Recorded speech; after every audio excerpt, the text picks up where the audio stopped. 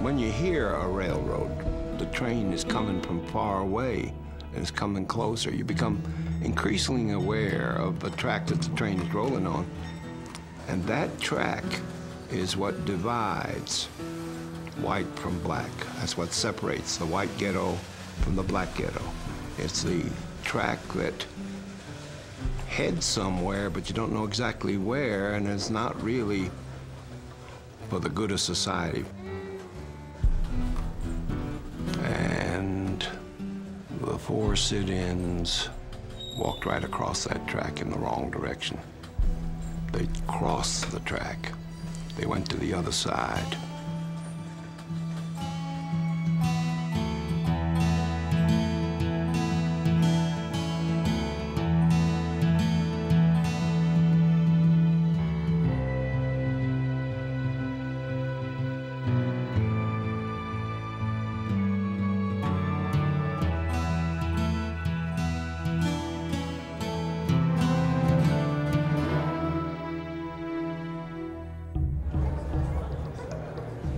At opening hour, 9:30 a.m., many people were assembled at the front door, and there was a mad scramble for seats as they were allowed to enter.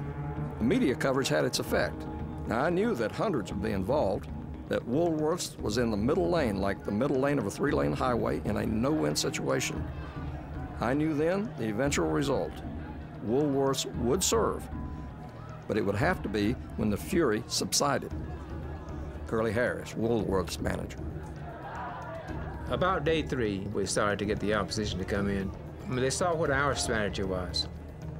So what they wanted to do is take seats and give them to other white people who wanted to come in and have lunch. Tempers were flaring, you could see people turning red in the face and chanting, "Niggas go home." Segregation now, segregation tomorrow, segregation forever. And I believe that the real people had begun to stand up and show their true feelings once they got over the shock factor.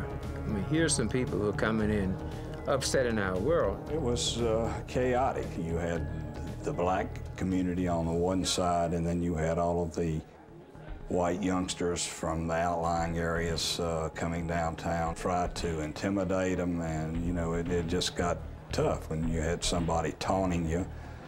You're going to fight back. So we were afraid that we were going to have an all-out black-white war right there in front of Woolworths.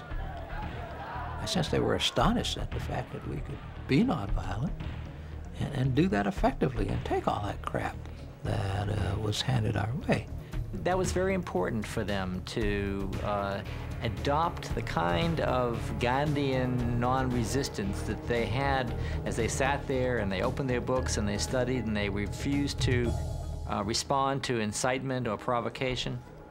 One of the major issues was, you will treat me as a human being with dignity, and I will sit here until you decide you have to treat me in that way. America was being taught how human beings are meant to deal with each other. It was also on the national news at that time. There were cameras coming to town, buses coming into Greensboro.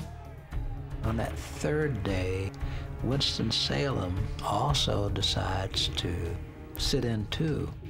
And then the next day, I think, Raleigh, maybe Portsmouth, Virginia.